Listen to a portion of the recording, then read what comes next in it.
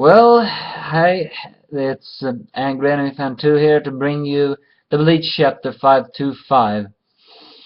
Well, the story goes that Zaraki still complains that he is passing out and is suddenly awake, and Unohana gets a flashback, back when she was still Yashiro Unohana.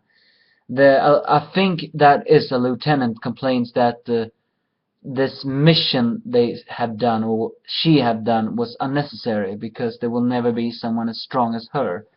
Because apparently they once did a mission that said to subjugate the warriors of Rite. However, that it was not an order given to her because apparently she kills or whatever. Because she kills. The real reason why she did this was because she was looking for a worthy opponent, but all she could find was trash. Then the guy points at a mountain of corpses she apparently had killed, and then she has mentioned how long has that been there, meaning apparently that she did not do this. And then a young boy crawls up in this mountain of corpses. He looks familiar. Well, it's maybe not that familiar, but the sword looks familiar. Yeah, that's a kid Zaraki. And with that, he launches his attack against Unohana. And Unohana recalls that the first time they crossed, she mentions, I think this is finally answers some question. I wondered, why did Jachiro Unohana, who was supposedly the most violent criminal in the Gotei 13 or whatever, hide her identity or what, something like that? Well, while this probably did not answer it, I think there's some clue to it. Apparently, she got bored with fighting. She could no longer kill because it wasn't an amusement to her anymore. She was looking for strong opponents to satisfy her sword and herself, but she couldn't find it until she clashed with that kid Zaraki. The Zaraki who gave her that wound. She mentioned she felt the joy that she had finally found a worthy opponent. But and she finds it so strange that a kid was the one to give her the joy. However, she also mentioned that was the same time Zaraki uh, concealed his strength, because all the time we have known that Zaraki has been this awesome powerhouse, and sometimes he just loses in a ridiculous fashion, and sometimes he doesn't. Well, I would not call that he lost to Ichigo as ridiculous, but now when I read this, I actually begin to wonder, was that the reason?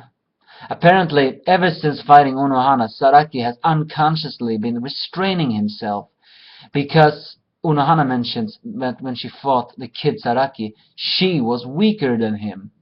And since they both felt the joy of a worthy opponent, Zaraki made himself weaker so he could still feel that joy or whatever.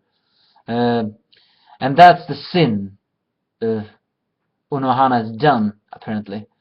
Unohana's sin is she has restrained the beast.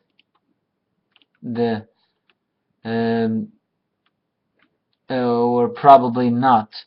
I'm trying to read here to understand myself what she was saying. But well, yeah, I know I looked. So what? But that's the reason. Zaraki felt the joy in fighting Unohana, and he held that back. And Zaraki is mentioning the unconscious thing because he also did that when he was a kid and he fought Unohana. And the reason why he is always dying and come back or whatever is because Unohana heals him. She is trying to pushing him to the limit, because she mentions that when she fought Niutora and Ichigo, sometimes he broke his restraints and shown that true beast he really is, but only a fragment of it. She is trying to awaken that real animal instinct, real power he had when he fought Unohana. The power he lost after they fought because he unconsciously restrained himself. And that's why he heals heals him. Heals her. Did I just say he heals himself? I always slip these words. Unohana heals Zaraki, so Zaraki can get to that brink. And now he does a mighty slash. Is this the final cut? Well, we'll see. That's actually all about this chapter. Yeah, I probably missed uh,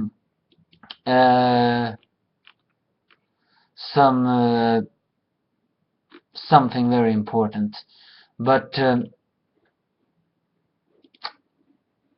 I have mentioned the most important project of this. Probably not so good, but well, whatever. Everybody do what they can do. That's all. Thank you.